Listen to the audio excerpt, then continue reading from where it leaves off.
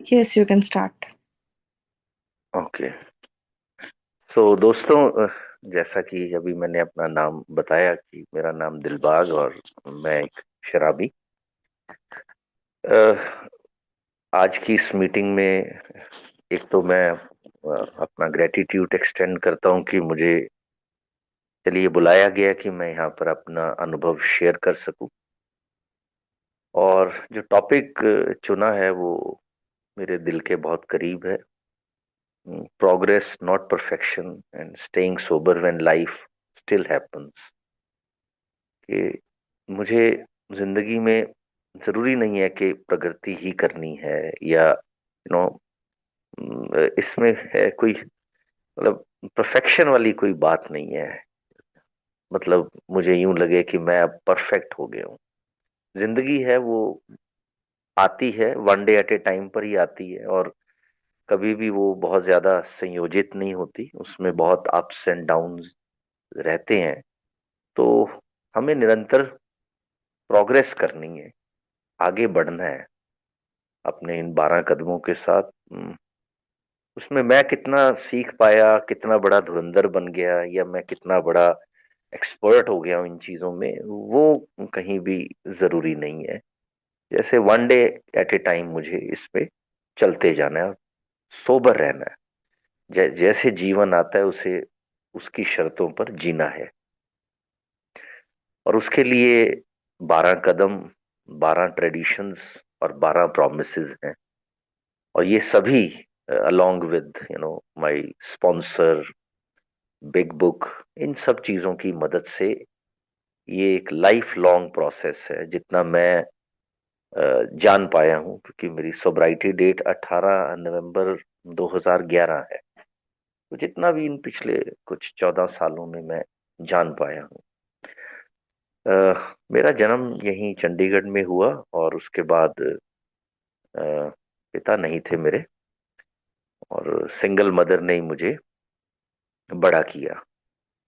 तो बड़े होते हुए चाइल्डहुड में मैंने वो सारे फ्लॉज देखे, वो सारी कमियां देखी, जो प्रोग्राम में आने के बाद ही पता चला। उससे पहले तो मुझे लगता था चलिए चलता है, ऐसा तो होता ही है। तो मेरी पर्सनैलिटी में वो ऑब्सेशन चीजों को लेके रहा है, शुरू से ही रहा है। अ, खेलने के प्रति बहुत ऑब्सेस्ड बिहेवियर रहा है। अगर मैं अपने चाइल्डहुड को देखता हूँ तो शराब आने से पहले भी उसमें बड़ी अस्त व्यस्तता रही है। एक तो सिंगल पेरेंट ने ब्रॉट अप किया, उसका भी एक अपना प्रभाव आया।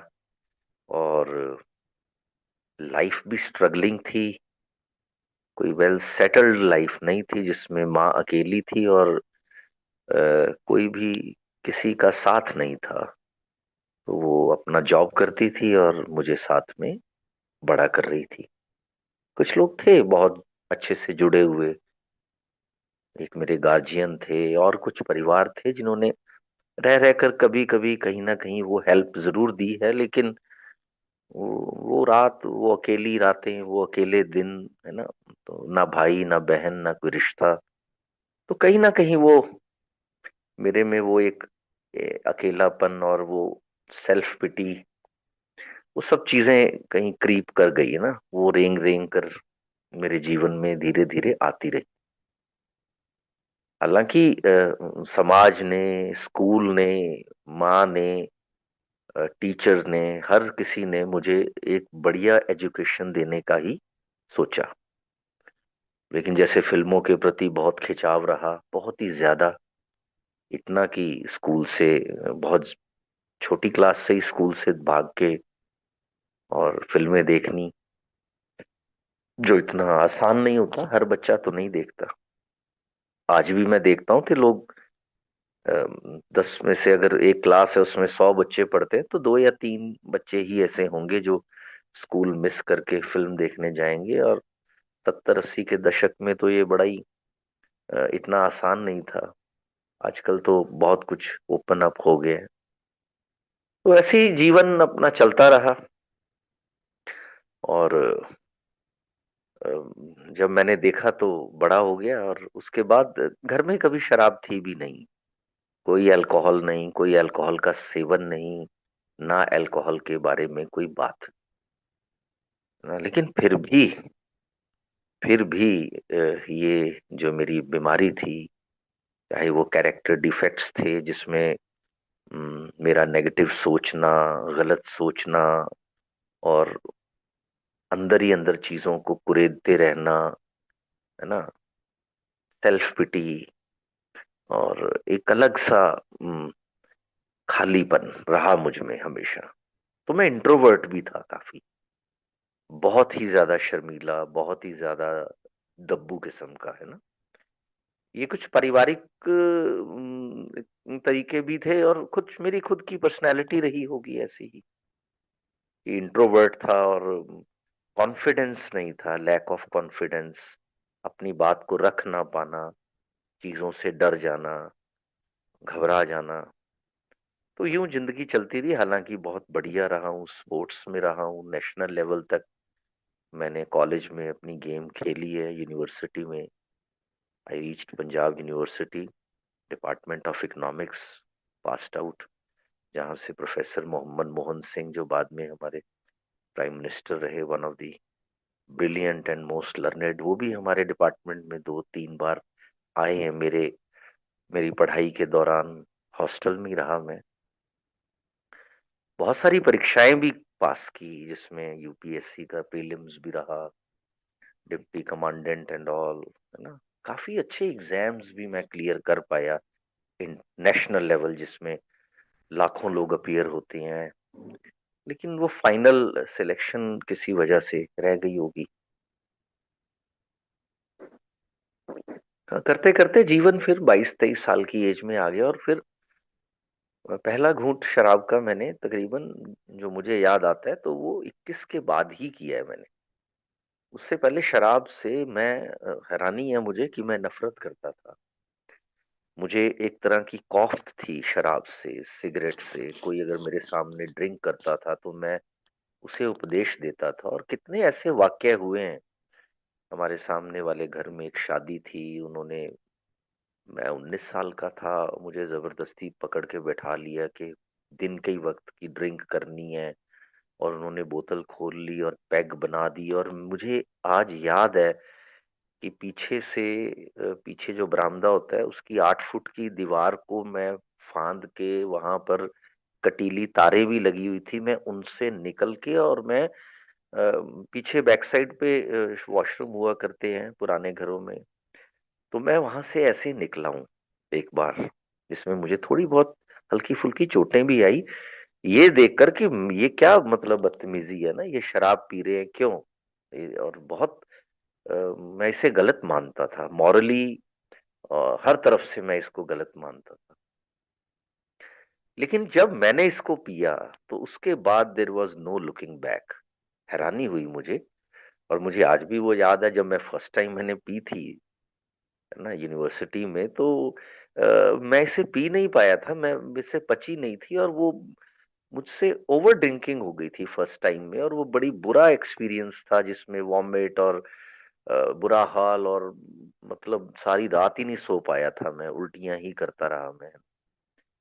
तो बड़े अजीब से तरीके से ये सब चीजें शुरू हुई, और उसके बाद ये बढ़ती चली गई। वो इतनी बढ़ी कि बस वो उसने जिंदगी को पूरी तरह से अस्त व्यस्त कर दिया, जिसमें सेपरेशन, मैरिज, लव मैरिज, शादी, उसका फेलियर, नौकरियों का छूटना एक के बाद एक, कहीं भी मैं काम नहीं कर पाया, और सब जैसे, ज्यादातर जितनी मैं शेयरिंग सुनता हूं, तो वही अनुभव जो किसी एक मतलब शराबी भाई के रहे होंगे, तो वही अनुभव मेरे रहे, मेरे बल्कि काफी आगे तक गए।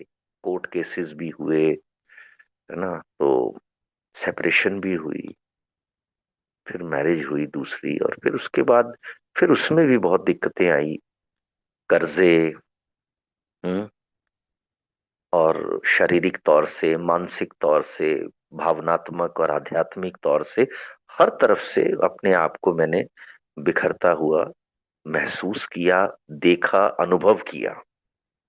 जीते जागते अपने आप को मरते देखा मैंने। फिर ये सिलसिला 39 साल तक चलता रहा, और फिर अ, बहुत कुछ खोने के बाद, बहुत सारी ऑल द डिफिकल्टीज, चैलेंजेस, वो सब कड़वे अनुभव, गैर जिम्मेदारी, एक पिता के तौर पर, एक एक हस्बैंड के तौर पर, एक बेटे के तौर पर, हर तरफ से पिट के अच्छी तरह बाटर्ड, जैसे बाटर्ड हो जाता है ना, हम ऑमलेट को फेंटते हैं जैसे, उस तरह से फिटने के बाद और बिल्कुल पिटने के बाद फिर मुझे रास्ता मिला। ईश्वर ने मुझे अल्कोहलिक एनोनिमस का रास्ता दिखाया। बोर्ड मैंने पहली बार पढ़ा था, और उससे पहले सत्यमेव जयते, जो 2011 जुलाई में आया था। जुलाई या अगस्त में 2011 में मैंने देखा था, और उस वक्त बाय चांस मैं सोबर था। मैं अल्कोहलिक एनोनिमस में आने से पहले 350 दिन की एक शराब से दूर रहने का अनुभव ले चुका था। ये है। क्योंकि जब मैंने 2011 में 17 नवंबर को आखिरी ड्रिंक लिया था, तो उसके बाद फिर 2 नवंबर 2012 तक मैंने शराब नहीं पी थी। लेकिन अल्कोहलिक एनोनिमस नहीं थी मेरी जिंदगी में। हाँ, शराब की एक बूंद नहीं पी थी, और इतनी ज्यादा हो गई थी उससे पहले कि मैं बस कह लें कि मेरा जो पहला कदम था, फर्स्ट, जिसका कि आज बड़ा खूबसूरत विचार भी है कि एक ही कदम है 12 कदमों में, जिसे मैं 100% कर सकता हूं। आज का विचार भी इसी पे है, डेली रिफ्लेक्शन, कि 12 कदमों में से 10वां, 11वां, 12वां, 5वां, चौथा, ये हम नहीं, मैं नहीं कह सकता कि मैंने 100% उसको किया।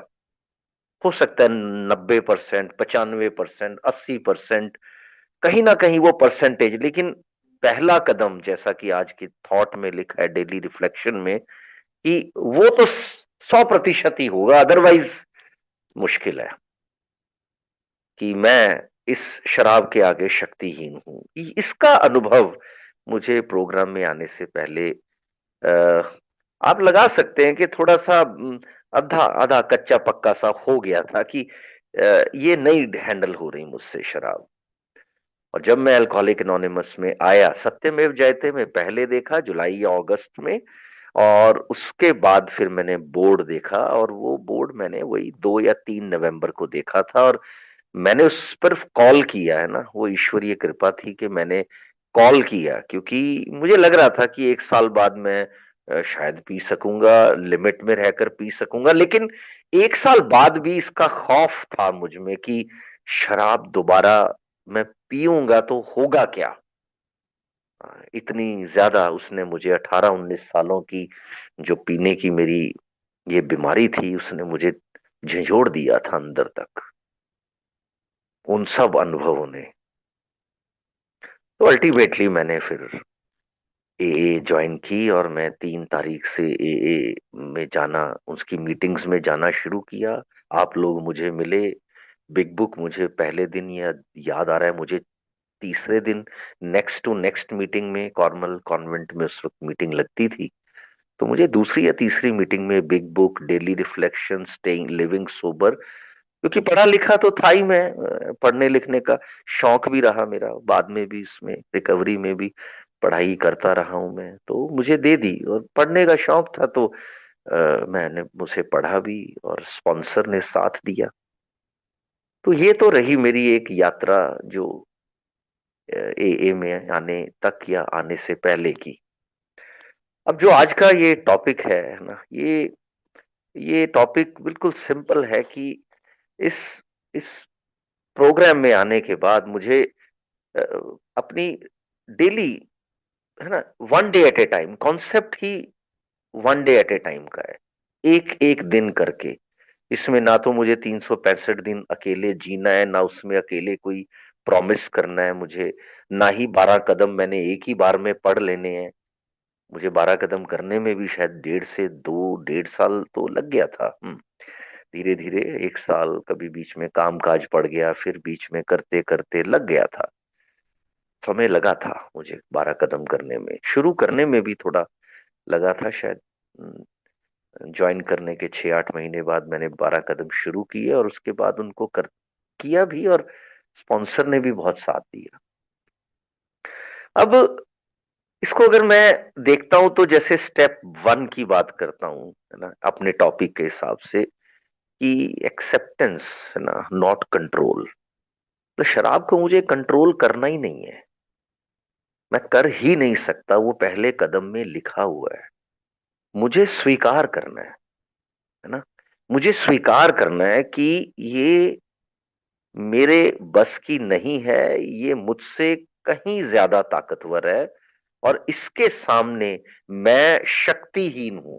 बस, इसके आगे कोई लॉजिक नहीं है, स्वीकारिता है। जैसे हम कहते हैं, वी एडमिटेड, ना, we were powerless over alcohol, और हमारी जो जिंदगी है वो बिल्कुल अनमैनेजेबल हो गई है। तो इस चीज को जब मैंने एक्सेप्ट किया, 100% एक्सेप्ट किया, 12 कदम करने के वक्त एक्सेप्ट किया, वो जो पहले एक साल तक मैं नहीं पी सका, वो तो एक मेरी जिद थी, है ना, मेरी घबराहट थी। मतलब उसमें नॉलेज नहीं थी, उसमें या तो डर था, खौफ था, और मेरे इतने खतरनाक अनुभव थे कि मैं नहीं जा पा रहा था। लेकिन अगर ये 12 कदम मेरे जिंदगी में आते नहीं, तो बहुत ही स्वाभाविक है कि मैं 1 साल के बाद पी लेता, इसमें कोई शक ही नहीं है, क्योंकि ऑलरेडी प्रोग्राम बन रहे थे कि 1 साल हो जाएगा, और उसके बाद तो मैं बड़े मजे से थोड़ा करके, ऐसे करके, कम तरह करके, बढ़िया ब्रांड करके, जो हमारे मोर अबाउट अल्कोहलिज्म में बताया ही जाता है, हम जो पढ़ते ही हैं मीटिंग्स में, कि this this way that way, यहां वहां करके मैं कर लूंगा किसी तरह। लेकिन जब 12 कदम किए और इन मीटिंग्स में मैं आया, स्पेसिफिकली 12 कदम, मैं मीटिंग को भी नहीं मानता। मीटिंग एक जरिया है जहां मैं आता हूँ, सोशल लाइफ है ना। जैसे सर्कस में एक नीचे नेट लगा होता है और ऊपर कलाबाजियां खा रहे होते हैं लोग, तो ये मीटिंग एक नेट का काम करती है कि जब भी मैं गिरता हूं, पड़ता हूं, भागता हूं, तो ये एक सेटअप मुझे पकड़ लेता है। लेकिन जो मेरी कला है, उस पे कलाबाजियां लगाने की, वो तो 12 कदम ही सिखाएगा। तो पहले कदम ने ही मेरी इस टॉपिक को, कि प्रोग्रेस नॉट परफेक्शन, सोबर रहने के लिए मुझे जिंदगी, क्योंकि देखो, progress begins with accepting imperfection. Perfection तो है ही नहीं, प्रोग्रेस भी तभी कर पाऊंगा जब मैं इम्परफेक्शन को एक्सेप्ट कर लूंगा, कि जिंदगी तो मतलब परफेक्ट है ही नहीं, है ना। जिंदगी तो हर वक्त ही अनमैनेजेबल है, हर दूसरे दिन, हर 5वें दिन, कभी बेटी की समस्या, कभी माँ की समस्या, कभी सेहत में कोई समस्या, कभी घर में विचारों का, कहीं बिजनेस में, काम में। लाइफ तो बहुत समय एब्सर्ड ही है, अनमैनेजेबल ही है, बट सोब्राइटी कंटिन्यू रहनी चाहिए, क्योंकि अ, अभी मेरी फाइट शराब से तो है ही नहीं है। No longer fight reality with alcohol. अगर मेरी मेरी लड़ाई शराब के साथ रहेगी, तो मैं जिंदगी से तो लड़ ही नहीं पाऊंगा। मैं तो छोड़ पकड़, होता यही था ना, कि घर में कोई झगड़ा हुआ, अल्कोहल, है ना, बीवी के साथ लड़ाई हुई, अल्कोहल। क्योंकि मेरे जैसा एक कमजोर शराबी, उसके पास और कोई तरीका ही नहीं है जिंदगी को, जिंदगी की शर्तों पे जीने का। उसे वो कायरता के साथ जीना सीख चुका था मैं। अब मेरी कायरता को अगर कहीं कोई थोड़ा बहुत 2-4-5 घंटे के लिए सहारा देती थी, तो वो शराब।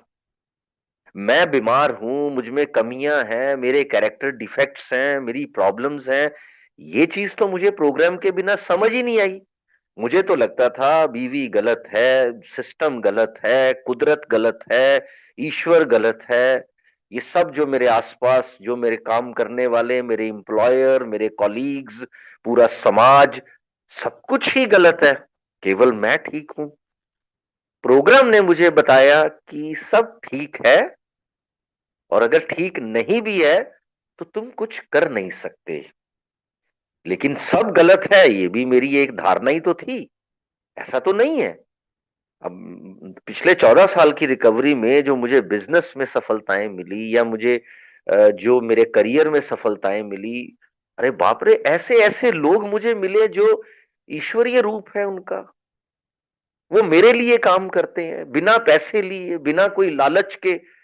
वो एए के मेंबर भी नहीं है, but people work for me. और जब मैं एए में नहीं आया था, उससे पहले पूरी दुनिया ही मेरे खिलाफ लग रही थी, जबकि लोग उस वक्त भी मेरे लिए ही मेरी मेरी तरक्की से जल नहीं रहे थे, वो साथ दे रहे थे। मुझे यूं लगता था कि ये जल रहे हैं, ये प्रॉब्लम कर रहे हैं। तो दोस्तों, पहला चीज जो मैं इस अपने टॉपिक से रिलेट करता हूं, कि जो मेरा पहला कदम है, एक्सेप्टेंस, ये स्वीकार करना कि मैं एक शराबी हूं, और ये जो शराब है, मैं इसके सामने शक्तिहीन हूं।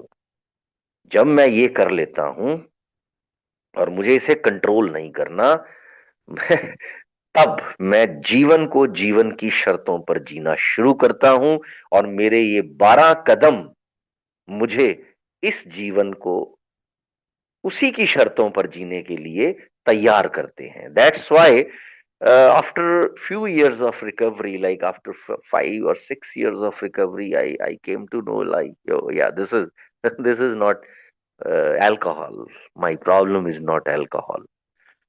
मेरी जो सही समस्या है वो शराब नहीं है, वो मेरी मेरी पर्सनैलिटी, मेरे लाइफ स्किल्स, मेरी धारणाएं, मुझे जिंदगी जीने का जो सलीका है वो नहीं आया, वो मैं नहीं सीख पाया, और उसका जिम्मेदार कोई भी नहीं है, कोई भी नहीं है सिवाय मेरे।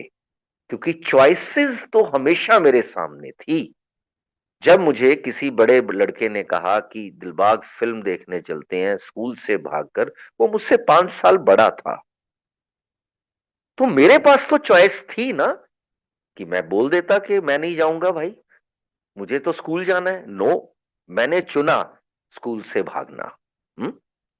तो जब जब मेरी बड़ी पढ़ाई में जब मैं पढ़ रहा था, एग्जाम दे रहा था, मुझे पीने वाले लोगों के साथ बैठना है या बिना पीने वाले के लोगों के साथ बैठना है, मुझे लाइब्रेरी जाना है या मैखाने जाना है, मुझे अफेयर्स में उलझना है या मुझे अपने रास्ते पे चलना है, हर जगह चुनाव तो मेरा ही था। तो इसमें किसी और की क्या गलती। तो पहले कदम को मैं बहुत अच्छे से रिलेट करता हूं मेरे इस थॉट से, कि प्रोग्रेस नॉट परफेक्शन। सोबर रहने के लिए जिंदगी जब तक चलती रहेगी, इम्परफेक्शन चलती रहेगी, और मुझे इसे स्वीकार करके ही, इसका सोल्यूशन यही है ना, कि स्वीकार करके ही आगे बढ़ना है। उसके बाद फिर मैं देखता हूं कि तीसरा कदम है ना, तीसरा कदम जिसमें हम बोलते हैं, मैं बोलता हूं कि willingness not mastery, made a decision to turn our will and our lives over to the care of God।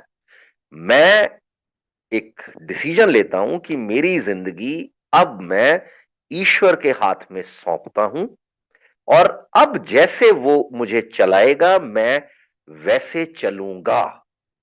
अब ये कितनी बड़ी बात है, कितनी बड़ी बात है मेरे तीसरे कदम में, जो बहुत टफ रहा मेरे लिए। तीसरा कदम मेरे लिए बहुत टफ रहा, चौथा टफ रहा उतना नहीं, क्योंकि तब तक मैं कहीं ना कहीं कृतज्ञता में, अच्छी सेहत हो गई थी। दो एक साल बीत गए थे जब मैं तीसरे कदम पे था, सॉरी चौथे पे था। तो घिन आती थी अपने आप से, तो मैं लिख पाया अपनी गिल्ट, अपनी रिपेंटेंस, अपनी रिमोर्स, अपने रिग्रेट्स, अपने एंगर, अपने रिजेंटमेंट लिख पाया, है ना। लेकिन हाँ, फिर पांचवा कदम बहुत बढ़िया रहा, नौवां बड़ा मुश्किल था। लेकिन सबसे ज्यादा आज भी मैं मानता हूं कि अपने आप को ईश्वर के हाथ में सौंपना, और जीवन को यह कहकर चलना कि good orderly direction, God's will, माई, है ना, मेरी जो माई कहते हैं ना कि माई विल रन रॉयट, है ना, मेरी तो जिंदगी जो है वो मैं अपने आप चलाऊंगा तो तहस नहस कर दूंगा। लेकिन अगर ईश्वर के हाथ में मैं अपने जीवन को देने के लिए तीसरे कदम में तैयार हो गया या स्पॉन्सर ने तैयार किया, तो इसका मतलब है कि प्रोग्रेस का मतलब है दोबारा, दोबारा और दोबारा चीजों को करते रहना, है ना, ये जानते हुए कि कई बार हमें सेटबैक्स भी लगेंगे। सो यहां भी परफेक्शन की जरूरत नहीं थी, इच्छा की जरूरत थी। ये प्रोग्राम इच्छा शक्ति पे निर्भर नहीं करता, इच्छा पे निर्भर करता है। और तीसरे कदम में मैंने चाह कर, पूरी तरह से समझ कर मैंने ये कदम किया था कि मैं आई सरेंडर। क्योंकि पहला कदम आई एक्सेप्ट, दूसरा कदम there is a higher power, तीसरा कदम आई सरेंडर।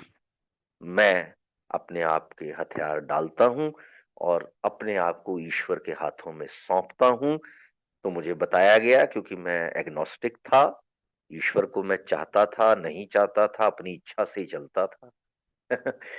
लेकिन आज भी मेरे लिए ईश्वर जो है वो कोई ऊपर बैठा मेरे लिए कोई प्लानिंग करता हुआ नहीं है। हो सकता है आप में से कई लोग इसका इत्तेफाक ना रखें, हर किसी की अपनी जर्नी है ना। आज भी दोस्तों, मेरे लिए ईश्वर जो है वो कोई super natural power, universal power तो है ही है। एक तो एक एक यूनिवर्सल पावर, एक यूनिवर्सल एनर्जी तो है ही, अनडाउटली। ऑक्सीजन है, सूरज है, हवा है, जीवन है, ओजोन लेयर है, ये मैंने तो नहीं बनाई, लेकिन किसी ने रची है, वो भी नहीं मुझे समझ आ रहा अभी। तो मेरे लिए आज भी गॉड का मतलब दोस्तों, गुड ऑर्डरली डायरेक्शन। पहले होता था group of drunkards. Group of drunkards, ये जो मेरे दोस्त थे, जो जो शराब छोड़ चुके थे, जो विनर थे, मुझे उनके साथ रहना है। और ये जो झुंड मुझे बता रहा है मुझे वो करना है। ऑफ कोर्स जो पी रहे हैं वो नहीं भाई, जो छोड़ पकड़, नहीं नहीं, जो विनर है, जिन्हें मिनिमम 3-3, 5-5 साल हो गए हैं, 10-10 साल हो गए हैं, उनके साथ रहना, उनकी बातों को मानना। फिर धीरे धीरे वो गॉड जो ग्रुप ऑफ ड्रंकर्ड्स था, वो धीरे धीरे फिर गुड ऑर्डरली डायरेक्शन में तब्दील हो गया। गॉड्स विल, वो रास्ता जो मुझे सही दिशा में लेकर जाए। तो मेरे लिए मेरी बिग बुक ही, उसके वो 12 कदम, 12 ट्रेडिशन, 12 प्रॉमिसेस, 36 जो ये है, यही, क्योंकि मैं प्रिंसिपल में ही चल पाऊंगा। मेरे जैसा आदमी जहां चूका वहीं फंसेगा, जहां रेड लाइट जंप की वहीं चालान कटेगा, वहीं एक्सीडेंट होगा, मैं नहीं बच पाऊंगा। मुझे तो अपने आप को प्रिंसिपल के दायरों में लेकर चलना है। ये दूसरी स्त्री है तो वो दूसरी स्त्री है, अगर उसके साथ मेरा संबंध बनता है तो शराब आएगी। ये पैसा है तो ये दूसरे का पैसा है, इसकी तरफ मेरा लालच बढ़ेगा तो अनजाने जाने अनजाने कुछ दिनों में शराब आएगी। मेरे स्पिरिचुअल लैप्सेस होंगे, मेरे इमोशनल रिलैप्सेस होंगे, मेरे थॉट लेवल पे रिलैप्सेस होंगे, और एक दिन वो मेरा फिजिकल रिलैप्स आ जाएगा, है ना। वो चाहे सेक्स है, वो चाहे मेरा लालच है, वो चाहे प्रतिभा है, वो मेरा फेम है, ये हर चीज जब मेरे सिर पर चढ़ेगी, शराब मेरे पास आएगी। और मेरे ये जो सिद्धांत हैं, मेरे ये जो प्रिंसिपल हैं, 12 कदम, और फिर कैसे रहना है एए में वो 12 ट्रेडिशन, और कैसे मदद करनी है फेलो मेंबर्स की वो 12 प्रॉमिसेस, ये सब मुझे बांध के चलते हैं और मैं इनमें बंधा हुआ चल रहा हूं, एक कठपुतली की तरह। तो जीवन जैसे आ रहा है मैं उसे टैकल कर पा रहा हूं, है ना। तो डेली विलिंगनेस थी, तो ये दूसरी बात है ना। पहली तो थी एक्सेप्टेंस नॉट कंट्रोल, क्योंकि जीवन परफेक्ट नहीं है, दूसरा विलिंगनेस नॉट मास्टरी, यानी कि इच्छा। मैं यहां कोई पीएचडी करने नहीं आया हूं। मैं आज भी 14 साल बाद मैं कह ही नहीं सकता कि मुझे कुछ बहुत कुछ आता है। हाँ, 12 कदम किए, 12वें कदम पे काम किया। ईश्वर ने मौका दिया, दे रहा है कि मैं 12वां कदम पे भी काम कर रहा हूं। मैं स्पॉन्सीज भी हैं, मैं मेरे स्पॉन्सर भी हैं, मेरे स्पॉन्सी भी हैं, मेरे स्पॉन्सर के भी स्पॉन्सर हैं, है ना। तो यही बात है कि परफेक्शन इज नॉट रिक्वायर्ड, इच्छा रिक्वायर्ड, है ना। और perfection is not required, continuous consistence. मुझे मीटिंग्स में आना है और इन 12 कदमों को लेकर चलना है। तीसरी चीज जो मुझे समझ आती है वो है डेली करेक्शन, है ना। Daily correction, not flawless behaviour. मतलब रोज मुझे अपने आप को सही करना है। Progress not perfection. और सोब्राइटी में लाइफ चल रही है और ये चलती रहे। ये तीसरी चीज मेरे जीवन में है, 10वां कदम। पहले पहला कदम मैंने आपसे शेयर किया अपने अनुभव में, फिर उसके बाद तीसरा कदम, अब आ जाता है 10वां कदम। क्योंकि 10वां कदम डेली करेक्शन है। Continue to take my personal inventory, है ना। और जहां मैं गलत हूं, मुझे अपने आप को उसी वक्त कहना है कि हां, मैं गलत हूं। अगर मैंने अपने कॉलीग के साथ बदतमीजी से बात की, मुझे माफी मांगनी है। अगर मैंने अपनी बीवी को कुछ गलत बोला, मुझे माफी मांगनी है। मेरा अहंकार, मेरी ग्रीड, मेरी लस्ट, है ना, कहीं पर भी अगर कोई मेरे वो 7 सिंस जो हैं, 7 पाप जो हैं, अगर उनमें से कोई आएगा, है ना। अगर मैंने अपनी सिक्योरिटी के, अपनी ये जो सोसाइटी में रहता हूं उसके सिक्योरिटी गार्ड के साथ भी कोई बदतमीजी कर दी, कुछ अपशब्द मैंने बोल दिए, कि ये क्या है ना। एक दिन गाड़ी वाला गाड़ी धो रहा था, पता नहीं क्या बात हुई, मैं, मेरी बेटी ने जाना था, यूनिवर्सिटी पढ़ने जाती है वो, डिपार्टमेंट साइकोलॉजी। तो वो जाने लगी, वो उसने आके मुझे कह दिया कि पापा, गाड़ी तो मेरी साफ हुई नहीं। मैंने कहा कैसे नहीं हुई। मैं नीचे गया, वो लगा हुआ था ठंड में, अभी ठंड की शुरुआत ही थी, शायद नवंबर की बात रही होगी। तो मैंने कहा हाँ भाई, गाड़ी। वो कहता जी कर रहा हूं सर मैं। मैंने कहा यार ऐसे थोड़ी, एक दो बार। एंड ना I talk to him, I misbehaved with him, है ना। मैंने आ गया होगा ना अहंकार। मेरे जैसे शराबी के लिए क्या फर्क पड़ता है भाई। रात को जब मैं बैठा अपनी इन्वेंट्री लेने, तो मैंने कहा यार क्या क्या बदतमीजी की है तूने उस आदमी के साथ। वो भाई 22-23 साल का बच्चा है, तू 52-54 साल का, है ना, बुजुर्ग की तरफ तू बढ़ चुका है, और तू प्रोग्राम प्रैक्टिस कर रहा है, और तू कितनी बदतमीजी से उससे तूने बात की। क्या तूने उसको बोला 2-3 मिनट में ही। भाइयों, मेरे प्रोग्राम ने मुझे सीधा आईना दिखा दिया। 3-4 दिन बाद वो मुझे मिला, मैंने उसको रोका, मैंने उसको सॉरी फील की, उसको मैंने गले लगाया, और उसके आंसू आ गए, है ना, मेरे भी आंसू आ गए। उसने मेरे पैरों को, मैंने कहा नहीं नहीं। कहता नहीं अंकल, आपने जब मुझे बोला ना, सर बोलता है, अंकल बोलता है, तो मुझे बुरा बुरा लगा। मुझे लगा आप तो इतने सालों से मैं देख रहा हूँ, कभी बोलते ही नहीं हो। मैंने कहा यार ये मेरी कमजोरी थी, मुझे थोड़ी। कहता नहीं, मैं तो मतलब वो सॉर्ट आउट हो गया। लेकिन इस तरह मुझे रोज करना है, रोज करना है। क्योंकि मेरा 10वां कदम मुझे क्लैरिटी से कह रहा है कि देखो, अगर मैं ना ही ये गलतियां करता पहले 9 कदम करके, तो 10वां कदम बनाने की जरूरत क्या थी कि भैया डेली इन्वेंट्री भी लेनी है। वो तो चौथे पांचवें कदम में ले ली इन्वेंट्री, कर ली बात जाके वाइफ से, एक्स बीवी से, अपने एक्स बॉसेस से, अपने कॉलीग से, है ना। जिस जिस से जो जो मैंने बदतमीजियां की, अपनी माँ से, अपनी बेटियों से, अपने, मतलब किस किस के साथ मैंने मैंने बदसलूकी नहीं की होगी, वो हो गई सारी। नहीं, इस प्रोग्राम को जिन लोगों ने डिजाइन किया वो बड़े ही, पता नहीं, है ना, ये ईश्वरीय कृपा है उनके लिए। ये तो आयतें उतरी ही होंगी, उतरी ही हैं बेसिकली, कि उन्होंने ये देखा कि एक शराबी मेरे जैसा जब आएगा इस प्रोग्राम में, वो बदसलूकी करेगा, वो बदतमीजी करेगा, वो उसमें अहंकार आएगा, वो घमंडी होगा। जैसे जैसे लाइफ में उसकी तरक्कियां आएंगी, है ना, उसका वो दानव दोबारा से खड़ा होगा, चाहे उसमें पैसा होगा, सम्मान होगी, प्रतिष्ठा होगी, उसका दिमाग घूमेगा और फिर वो बदतमीजियां करेगा, और फिर कुछ ही महीनों में शराब की बोतल फिर उसके पास आएगी, और कुछ सालों में, महीनों में उसकी जीवन लीला समाप्त हो जाएगी। तो इसीलिए 10वां कदम बना है, क्योंकि इस स्टेप में, ये जो स्टेप है, ये रिजेक्ट करता है परफेक्शन को। परफेक्ट मैं हूं ही नहीं। मेरा 10वां कदम मुझे बताता है कि दिलबाग परफेक्ट नहीं है, उससे गलतियां होंगी, उससे रोज गलतियां होंगी। इसलिए 24 घंटे की इन्वेंट्री लेनी होती है। ये 24 महीने की भी तो हो सकती थी। जैसे लोग न्यू ईयर मनाते हैं, वो 31 जनवरी को रेजोल्यूशन बनाते हैं। मेरा रेजोल्यूशन तो रोज बनना है, रोज बनना है, क्योंकि ग्रोथ तभी होती है जब डेली कोर्स में करेक्शन होंगी, है ना। नेवर बीइंग रॉन्ग तो हो ही नहीं सकता। दिलबाग, तुझे कभी गलती नहीं करनी, ऐसा तो मेरी आखिरी सांस तक ना हो। ना मैं बुद्ध बनूं, ना मैं बुद्ध बनने लायक हूं फिलहाल। आगे का मुझे नहीं पता। मैं ये भी नहीं कहता कि मैं बुद्ध नहीं बन सकता, बट मुझे नहीं पता। हाँ, मुझे नहीं पता। मैं नहीं जानता, लेकिन हाँ, जब तक जीऊंगा मेरी कमियों पर मैं काम करता रहूंगा।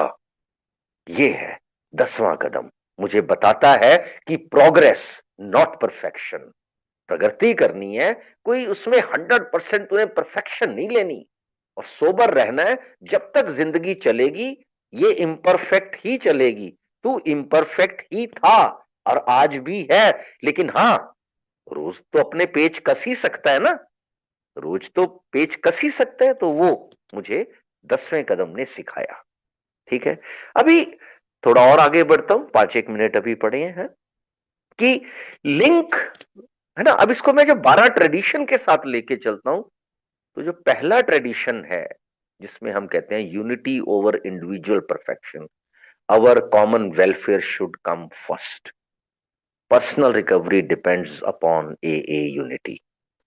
अब प्रोग्रेस में सब कुछ ही है ना, कनेक्टेड रहना है ग्रुप के साथ, है ना। और मैं कभी कभी इनएडिक्वेट भी फील करता हूं, इमोशनल भी फील करता हूं, मैसी भी फील करता हूं, है ना।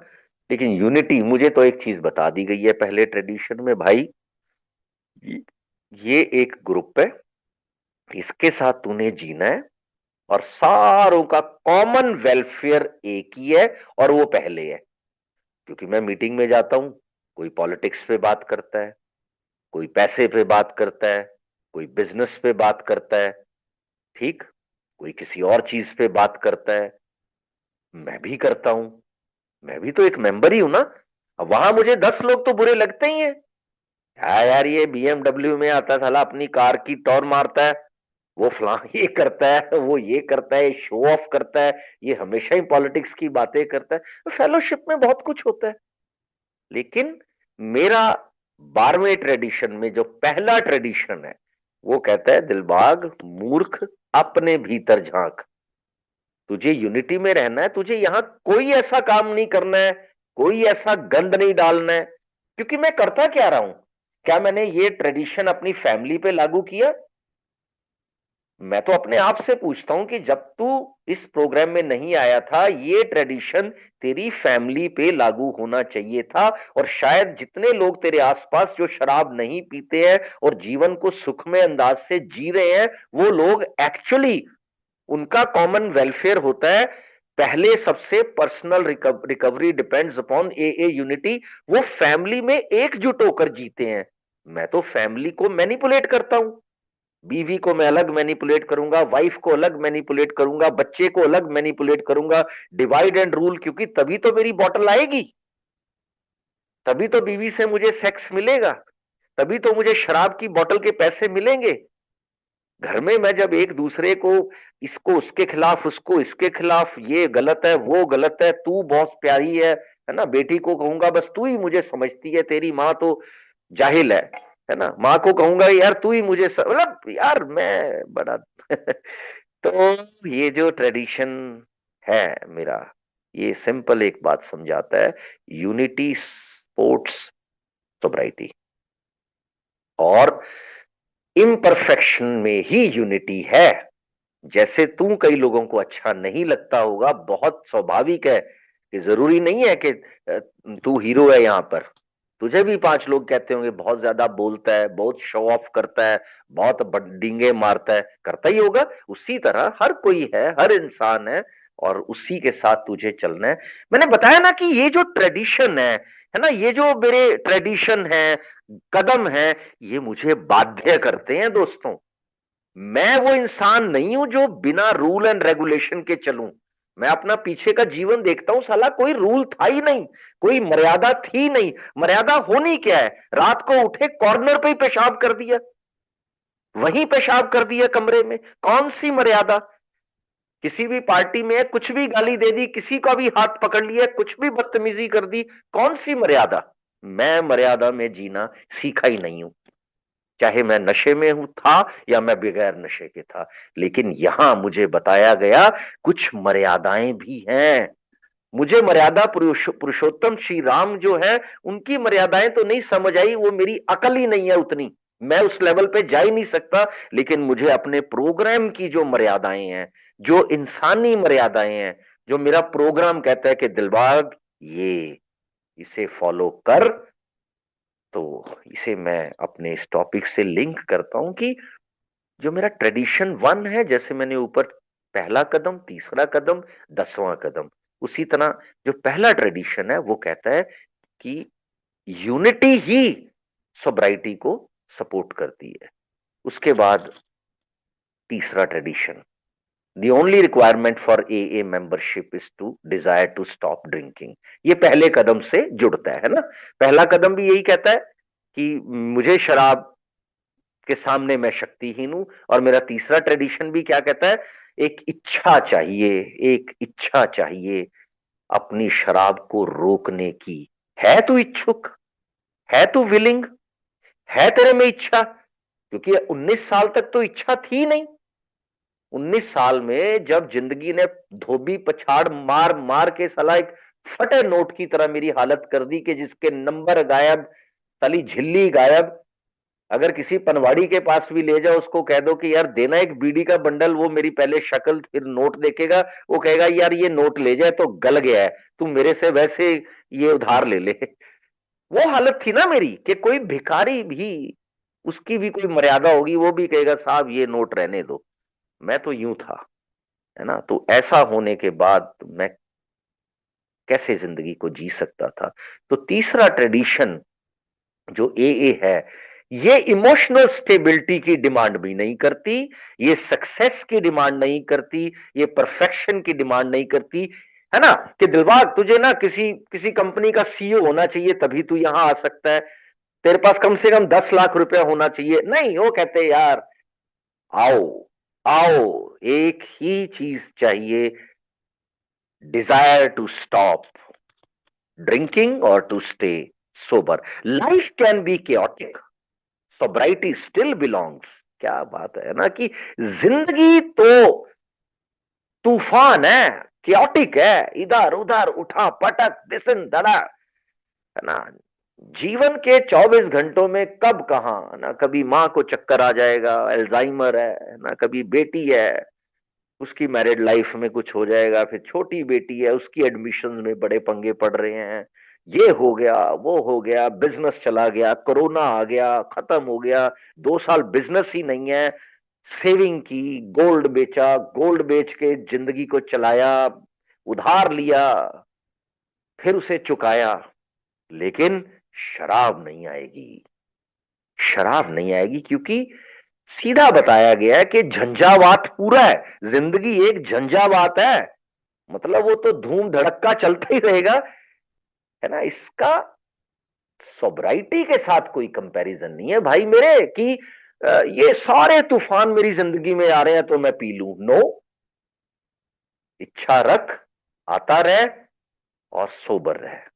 और उसके बाद माय डियर फ्रेंड, मैं एक बात तो जरूर कहना चाहूंगा कि आ, कभी भी हम अपने पास्ट को रिग्रेट नहीं करेंगे, है ना। प्रोमिसेस में आता है ये, we will not regret the past nor wish to shut the door on it. ये बहुत जरूरी है कि ना तो मैं अपने पास्ट को बहुत ज्यादा रिग्रेट करूंगा, क्योंकि चौथा और पांचवा कदम करने के बाद पास्ट खत्म हो जाता है ना, 90% पास्ट खत्म हो जाता है। नौवां कदम करता हूं तो वो जो बचा हुआ 5-7% है वो भी खत्म हो जाता है।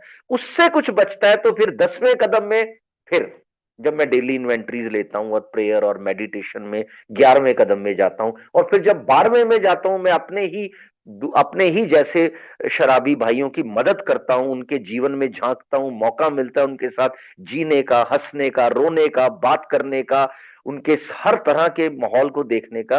तो ऑब्वियस सी बात है, ना तो मुझे अपने पास्ट से कोई रिग्रेट है, और ना ही मैं उसकी तरफ अपने दरवाजे बंद करना चाहता हूं, क्योंकि मेरा वो अनुभव, मेरे रिकवरिंग जो साथी हैं, जो नए साथी आते हैं, तो उनके लिए एक बहुत बड़ा बेनिफिट हो सकता है। क्योंकि मेरा एक्सपीरियंस, आज मैं यहाँ क्यों हूं, इस मीटिंग में मुझे क्यों बुलाया गया है, रीजन एक ही था कि मेरे अनुभव आपके अनुभवों से कहीं ना कहीं मेल खाते हैं, है ना। तो ये सारी चीजें दोस्तों बहुत सिंपल है कि प्रोग्रेस हमेशा मुझे चीजों को एक्सेप्ट करने के लिए, इम्परफेक्ट पास्ट विदाउट शेम, है ना, कोई शेम नहीं है, आज नहीं है, चौथे पांचवें छठवें साल से रिकवरी के बाद नहीं रही। हो सकता है कई बहुत अच्छे हो जो दूसरे साल में ही ना हो, तीसरे में ना आए हो, मुझे रही 4-5 साल तक। आज कोई रिग्रेट नहीं है, कोई शेम नहीं है, बल्कि मैं इससे सीखता हूं, उससे भागता नहीं हूं कि ये मेरा पास्ट है, मैं इससे भाग जाऊं, दरवाजे बंद कर दूं, नहीं, वो मेरा ही पास्ट है। कभी 12वां कदम करते वक्त मुझे अपने जो मेरे भाई है मेरे साथ, जिसके साथ मैं काम कर रहा हूं, उसे बताते वक्त वो काम आता है। जब वो मेरे पास आके कहता है कि मेरे घर में ये तनाव चल रहा है, या मेरी जिंदगी में ये तनाव चल रहा है, या मैं ये इमोशनल डिस्टरबेंस है, तो मैं उसे अपना एग्जाम्पल देता हूं कि मैं भी ऐसे था, ये हुआ, मैंने यूं किया, तू यूं कर ले। तो मैं पास्ट तो मेरे लिए एक किस्म की कुंजी है, एक कुंजी है, क्योंकि कल भी मैं जा रहा था, तो एक कॉर्पोरेट ट्रेनिंग में जा रहा था, तो सामने मैं गाड़ी ड्राइवर चला रहा था, मैं बैठा हुआ था, तो एक छोटा सा वो टीन वाला एक ठेका आया, 8 बजे का वक्त था, मेरी वाइफ मेरे साथ थी, मेरी टीम मेरे साथ थी, 4 लोग थे। मैं आराम से बाहर, मतलब पीछे अपना सूटेड बूटेड होके बैठा था। तो ये है ना कि हमारे हमारे हमारा चलता रहे ना, हमारी जिंदगी हमारे भीतर चलती रहती है, हमारा प्रोग्राम चलता रहता है। और मैंने साफ देखा कि सामने वो एक टपली सी थी, जिसमें वो ठेका शराब देसी, तो वहां 2 लोग लिए, उन्होंने बॉटल खरीद रहे थे, और मैं देख रहा हूँ वो खरीद रहे हैं। और यहाँ थोड़ा ट्रैफिक था, ये धीरे धीरे मूव कर रहा था सड़क के उस तरफ, वो साफ मुझे नजर आ रहा था। बल्कि मेरे ड्राइवर ने देखा, कहता सर सर वो देखो जी, वो देखो कितना सवेरे सवेरे 8 बजे ही।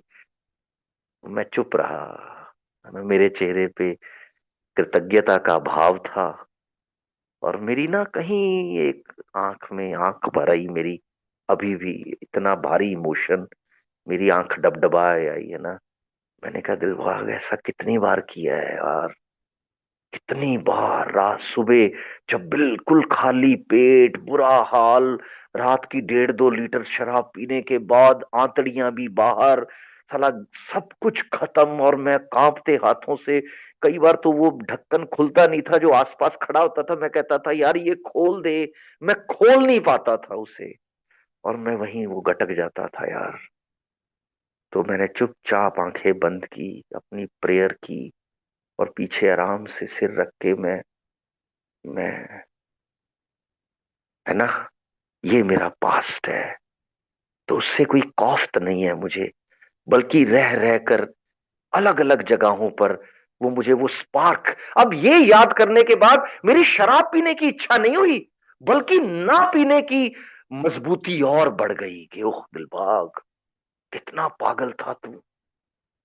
तो दोस्तों, थैंक यू वेरी मच, है ना, यहाँ बुलाने के लिए। और मैं एक ही बात कहना चाहूंगा कि I do not have to recover perfectly, मुझे रिकवरी को परफेक्टली नहीं लेना है। मुझे केवल और केवल आते रहना है, आते रहना है, शराब नहीं पीनी, नो मैटर व्हाट हैपन। कोई फर्क नहीं पड़ता क्या होता है। परिवार में किसकी मौत होती है, परिवार में कौन सा हादसा होता है, परिवार में कौन सा लॉस होता है, जीवन में कौन सी, है ना। अभी पीछे हमारे एक मेंबर हैं, वो कितना अच्छे सोबर मरे हैं, सोबर मरे हैं, जबकि उन्हें कोई प्रॉब्लम थी, कैंसर था, काफी सालों से वो फाइट कर रहे थे। 26-27 साल की उनकी रिकवरी थी, और वो अब 70 साल की उम्र में गुजरे हैं। तो मैंने कहा यार ईश्वर क्या बात है, क्या बात है, कभी भी कोई समस्या आए, उस समस्या से लड़ने की ताकत देना, है ना। शराब नहीं, मैं सोबर ही मरना चाहता हूं। हे ईश्वर, मेरे कभी भी वो कदम, मेरा विश्वास डगमगाए ना कि मैं अंतिम क्षणों में सोचूं कि पी लूं सारी तपस्या भंग। तो ये परफेक्शन का प्रोग्राम नहीं है, ये तो इच्छा का प्रोग्राम है, ये तो यूनिटी का, सर्विस का प्रोग्राम है, रिकवरी का प्रोग्राम है। और ये प्रोग्राम ना होता तो मेरे लिए आज जीवन संभव ही ना होता। तो दोस्तों, जीवन है, चलता रहेगा। इसकी शर्तों पे जीने के लिए मुझे परफेक्ट नहीं होना है, मुझे प्रोग्रेस करनी है, निरंतर अभ्यास करना है। और इसके फ्रूट्स आज जो मैं देखूं तो कमाल है, इतने फ्रूट्स हैं मैं बता नहीं सकता दोस्तों। मेरी बेटी टॉप किया, डिपार्टमेंट में एडमिशन मिला, क्लिनिकल साइकोलॉजी कर रही है। आज उसने मुझे मैसेज भेजा है, हॉस्पिटल में जाती है, कहती पापा आज मैंने जिंदगी की पहली केस हिस्ट्री बनाई, एमएससी।